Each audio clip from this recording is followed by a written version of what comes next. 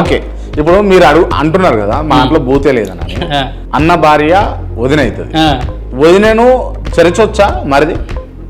సమాధానం, వదినని మరిది చెరిచినటువంటి సంఘటనలు మన హిందూ మత గ్రంథాల్లో ఉంటాయి తప్ప బైబిల్లో ఉండదు. బైబిల్లో లేదు. హిందూ మత గ్రంథాల్లో బైబిల్ కాపాడుతున్నారు. ఒకసారి లేవికాండం 18 అధ్యాయం అండి. లేవికాండం 18 అధ్యాయం మీకు ఇస్తాను, మీరు చూడొచ్చు. అంటే దేవుడు ఏం చెప్పాడో కూడా తెలియాలిగా. మీలో ఎవరును తమ రక్త సంబంధుల మానచ్ఛాదమును తీయుటకు వారిని సమీపింపకూడదు. నేను మానచ్ఛాదమును తీయుటకు అనేది శారీరక సంబంధం కలిగి ఉండవు నీ రక్త సంబంధులతో.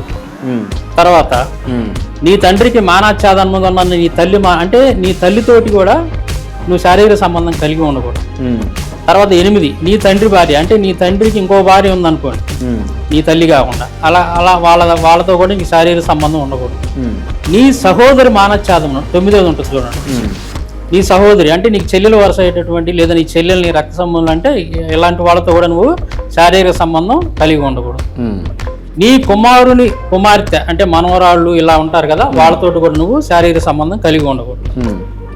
తర్వాత 12వది నీ తండ్రి సహోదరి. ఇట్లా ఇంకా అన్నీ ఉంటాయి అన్నమాట. అంటే ఏంది, ఈ కోడలతో ఒకటి ఇలాగా ఒక క్రమం అనేది పెట్టాడు దేవుడు.